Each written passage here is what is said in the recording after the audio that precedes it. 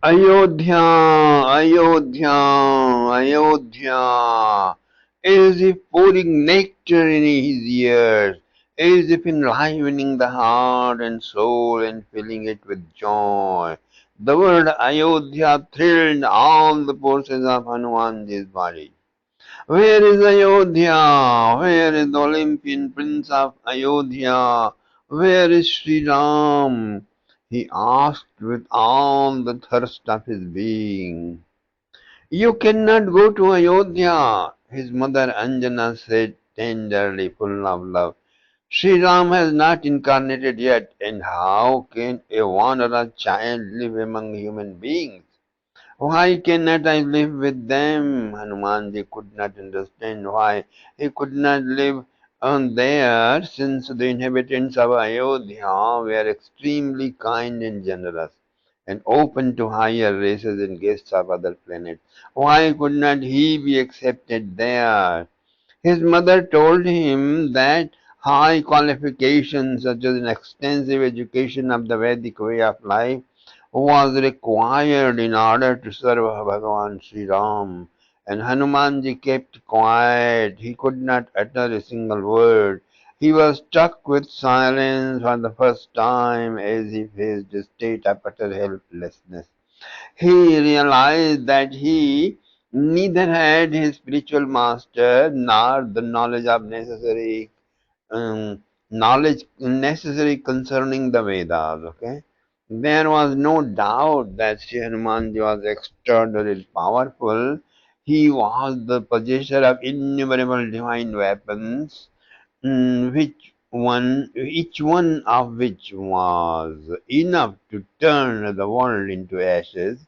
He already knew that the power of our guns and atomic weapons fail to destroy spaceships. No amount of atomic explosion can harm them, but it does not mean that they are invincible. Spaceships and astral beings can also be killed, but through another way.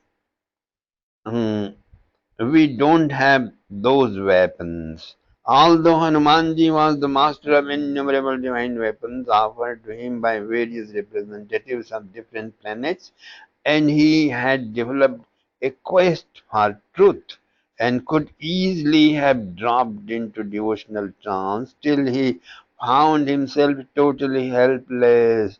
Whenever a man develops a quest for the absolute truth, and receives initiation into a special way of life, he realizes for the first time how lame he is. In this hopelessness, he realizes his utter helplessness and discovers that his mind is nothing but a storehouse of garbage, just a drain of filth which he has been identifying with throughout the past. He observes how restless his mind is, how empty and shallow he is, how dry and poor he actually feels. Yes, every true scientist, every philosopher, every actionist has to go through this dark night of the soul. This is a very fearful, extremely dreadful experience. The average man of ambition in the world wants to become big businessman, great astronaut, fine musician and artist, someone of importance, but few are there who wish to become a benevolent lover, a enlightened saint. Instinctively, they know that free, they must face an utter emptiness, an utter helplessness in order for the mind to reach various stages of purity, and this is very difficult. This is why we are always looking for crowds, community, activities, and more relations because we don't want to confront our own real face. One is not aware of the dust and garbage as long as it is quietly lying on the floor unswept. As soon as you begin to clean it by sweeping the broom, mm, the the dust sweeping through the broom, the dust rises and fills the room, but no one wishes to remain in a dusty, dirty room. The moment he realizes it, he can just walk out. It is the same for those who are initiated into higher way of life. They see the world from different angles, then it becomes impossible for them to pass their lives as they had before. This is a great revolutionary stage and a highly delicate moment. The whole spiritual life is based on the profound basis of understanding this moment. Even Hanumanji, who was highly powerful and had great strength, vitality, and all the celestial weapons at his disposal, was made to feel utterly helpless. Ultimately, he decided to receive systematic initiation and education. And those days, education included spiritual as well as material subjects. Education of Hanumanji. My beloved father, please arrange for my initiation ceremony, said little Hanumanji to his father Kesari, who was preparing to go to the seashore for his daily meditations. Who have you selected as your spiritual master? He asked, smiling. Whoever is the greatest man of highest wisdom, Hanumanji replied. His father asked, who could that be? The greatest man of highest wisdom. He stood silent for a few moments. I am not the judge. You must inquire from some rishi, some sage, said Keshari, and left to meditate at the seashore. Hanumanji discussed the matter with his mother and so arrived at the hermitage of Rishi Agastya in Dandakaranya forest north of Godavari river. When he met Rishi, Hanumanji said, Whos, Whosoever is the man of highest wisdom, him will I make my guru. Immediately he added, will he accept me as his disciple? Rishi Agastya closed his eyes for a while and foresaw the future. Then he opened them and said, definitely he will accept you as his disciple. Where shall I find him? Inquired Hanumanji. Maharshi Agastya replied, all the aphorisms of the highest wisdom are continuously resonant in the vibrations of life, giving rays of Surya Narayan, always radiating by means of the planet sun.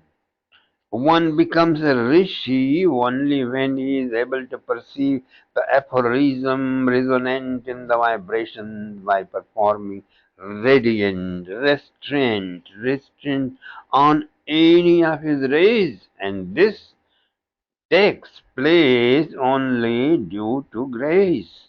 Then he realizes the full meaning of the aphorism while in samadhi, the total trance of meditation, and this enlightens, enlivens, and relaxes all fields of his life, thinking, speaking, and acting. Hanumanji returned home, and few days later there was a huge gathering of kinsmen and rishis and scholars, with loud chants of Vedic hymns and a short performance of the fire ceremony. Hanumanji sacred thread ceremony, an initiation ceremony, which takes place before a young aspirant enters the ashram of the Guru to receive higher education, was performed according to the rules and manners of Aryan tradition, my dear friends. The moment had arrived to proceed to the hermitage of his guru, and Sri Hanumanji stood lit with the luster of knowledge, as if he was the very symbol of austerity. His eyeballs were calm and still and steady, his face peaceful. Now a sacred thread of munja grass was shining on his shoulder. A special stick and kamandalu were in his hands, and he wore wooden sandals on his feet. He was to go to his master's abode. His eyes were raised upward towards the planet Sun, where his guru lives, and he was puzzled as he tried to measure the vast distance between him and the sun. His heart lost hope and tears rolled from his eyes because he had forgotten his power and speed due to the decree of the old rishi. Who are you?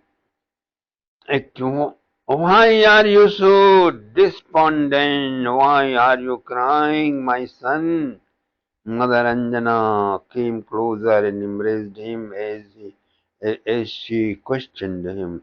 Hanumanji asked his mother innocently, how far away is the sun in space?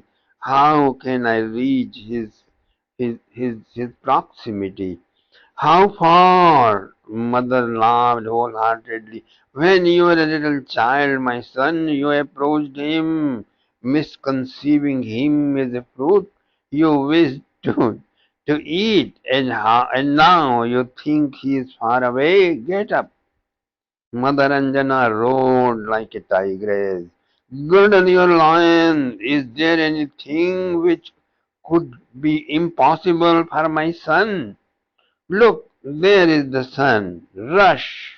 And mother pointed out to the sun, and Hanumanji really found out it was close. It was not far at all. He arranged and fixed his palashadanda, a special stick and deer skin and kamandal, and after offering his obeisances to his parents and the priest and beloved rishis, he flew out into the space. He levitated up and captured the speed. He found that it was easier than running on the earth. As soon as Hanumanji encountered the fulgent lord of the planet Sun, he prostrated himself and gave him his full introduction. This Hanuman, born in the race of Vanaras, the son of Keshari, offers his obeisances to the lotus feet of your holiness. The voice of the sun god resounded through the air. May you live long. May all your desires be fulfilled. I recognize you. How did you happen to come this moment?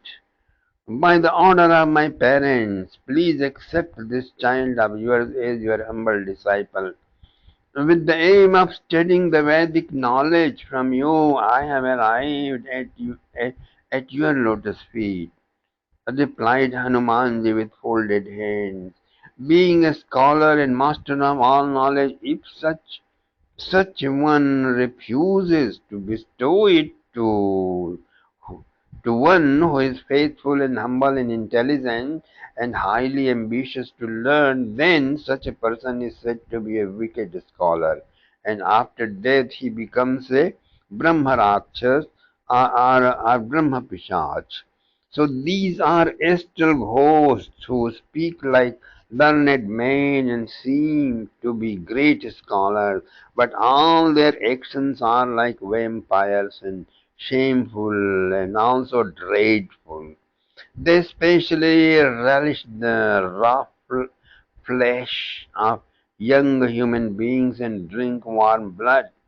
The sun god continued, my dear Hanuman, you are faithful, self-controlled, and a humble seeker of knowledge. Everything is found to be in order with you. My knowledge would be exalted and successful if I have you as a disciple. So let us start right now. Om Gananam Tva Ganapati Gum Havamahe Nidhinantva Nidhipati Havamahe. The lesson began immediately, and the feeling of the words delivered by the sun god were imprinted on the bright intellect of Sri Hanumanji Maharaj. Through the Vedic hymns, the meaning and the interpretations unfolded, and the teachings were most powerful because the Surya himself was delivering them.